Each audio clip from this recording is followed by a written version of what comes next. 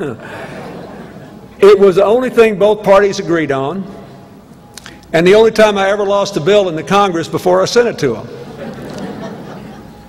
It was a real hummer. But to be fair, the Congress believed two things. They believed that science was uncertain, and they believed we couldn't cut our greenhouse gas emissions without hurting the economy. Now, 95% plus of the scientists say it's real. And so if you ignore it, you're saying you hope the 5% are right and the 95% are wrong. I'm not willing to gamble my daughter's future and the grandchildren I hope to have on the 5% in favor of the 95%, especially since the truth is, and I can prove it to you, the best way to put America back to work is to change the way we produce and consume energy. And let me just give you an example. Of all the countries that did go along with Kyoto, 170 of them, the 44 richest were supposed to meet very specific targets by 2012. Only 4 are going to do it, for sure.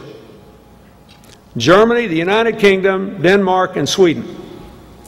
Now let me tell you what they did in the 1990s. While we were producing no new jobs and flat and declining incomes and increasing inequality, those countries had lower unemployment rates than we did, higher growth rates, more new business startups, rising wages, and declining inequality. Why? Because they created a slew of new jobs in energy. And they all did it in different ways. I do this now. We just were part of a project to plan to renovate the Empire State Building, which was built in the teeth of the Depression.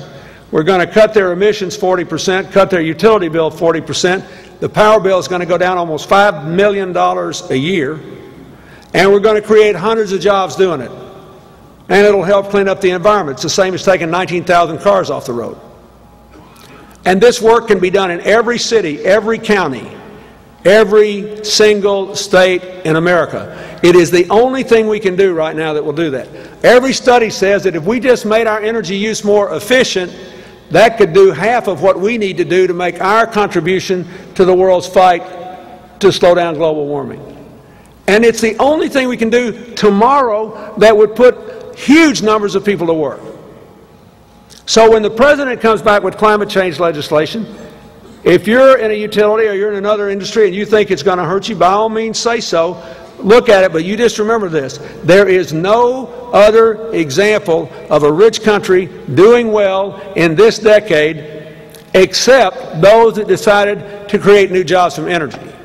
We cannot put up a wall around America. We may never do another trade deal. We may try to cut back on our trade relations, but I'm just telling you, you've got to have a source of new jobs every 5 to 8 years. And in this decade, it should have been energy. It wasn't. If Barack Obama passes his plans, we'll get those millions and millions and millions of jobs out of energy, and Delaware will be back to work. We will be prospering again, and you need to support him in that. That is very, very important.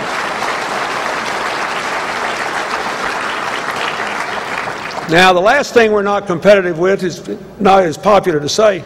Folks, maybe it's just my, excuse me, depression mentality, but we have too much debt. And we cannot sustain it. I mean, basically, President Bush borrowed money from China to pay for my tax cuts. I love saying this. I never had a nickel to my name when I got out of the White House. Old Joe Biden and I used to fight to see who was poorer. But that was absurd. We borrow money from them to send our soldiers to Afghanistan. We do all this stuff.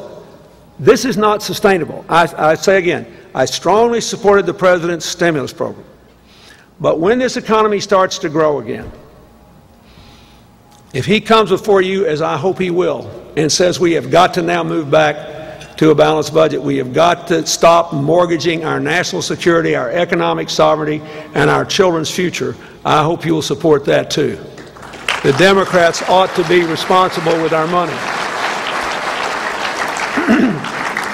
If we do those things, and whatever we decide, whatever he decides to do in Afghanistan, if we continue to try to build a world with more partners and fewer enemies, the President has supported Hillary in her effort to promote food security around the world, which is just a fancy way of saying 30 years ago we stopped teaching people how to farm for themselves. And it was a dumb mistake to think that rich countries could just ship their food overseas and poor people could skip the agricultural stage of development and go right to industry. That was wrong. They have a famine in the Horn of Africa, which is eastern Ethiopia and the bordering countries, every year or two. And I've worked there. We do healthcare work there. One year when they had a famine, they had a bumper crop in the whole rest of the country, and they had no storage, they had no transportation, they had no sense of marketing, they had no systems to do this. Why? Because the rest of the world quit helping people to do it. My little foundation has tripled income for farmers in Rwanda and Malawi. These people are smart. Farmers are smart everywhere. They know what they're doing, but if they may not have good seed, they may not have good fertilizer, and most of them certainly don't have the capacity to store and distribute food in a modern way. That will make us a lot of friends, and it's a whole lot cheaper than going to war anywhere. The effort to increase education and to bring all the girls in the world into the school systems will make us a lot of friends, and it's cheaper than going to war. So as we work to rebuild America, whatever the President decides to do in these hot flash areas, and whatever he may be called upon to do, if God forbid his diplomatic initiative that he and Hillary have worked so hard on and with the Iranians doesn't work, we've still got to realize that most people every day, everywhere, get up worrying about the same things you do and want the same things you do. And if they think America is on their side, it contributes to our national security even when they disagree with us. And I know it's hazardous to say in a Democratic audience, but I'm going to just give you one example covering President Bush. No matter how unpopular he was in the rest of the world, there were 10 countries in southern and eastern Africa where President Bush and his administration and America remained popular, including a couple that were overwhelmingly Muslim in the teeth of the Iraq War. Do you know why?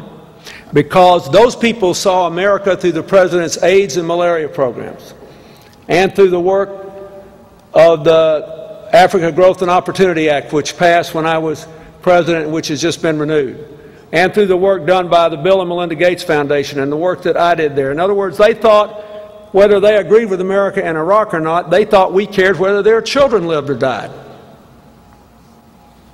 They thought we were pulling for them, and so they wished us well.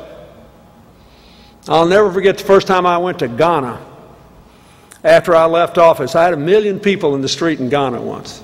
That's quite a rush.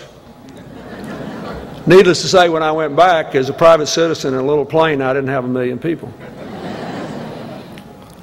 But the people were really nice to me in the street, and I did my business in Ghana, and I was leaving. I was back on the airport tarmac, and all of a sudden this woman started screaming at me, "President Clinton, don't go, don't go." And I looked around, this woman's waving something at me.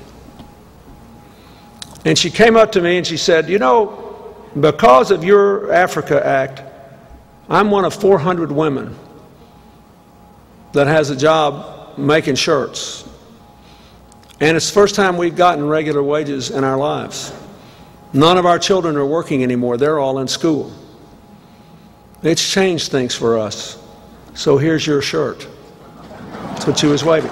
Now, I figured, I'm not in politics anymore. I have no gift restrictions. I took the shirt. And I want to tell you something. All during these tough times in the Bush years and everything, I took that shirt home and I put it on a high ledge in my closet and the home that Hillary and I have in New York. So I look at that shirt every day. And it reminds me of a simple lesson. That woman's not mad at me. Are you? She knows that she'll never have the money most of us do. The most modest person in this room is filthy rich compared to her. But she doesn't resent you because she thinks you wish her well. And she thinks you want her to be able to give her children a better life than she had. Their version of the American dream. This is not rocket science.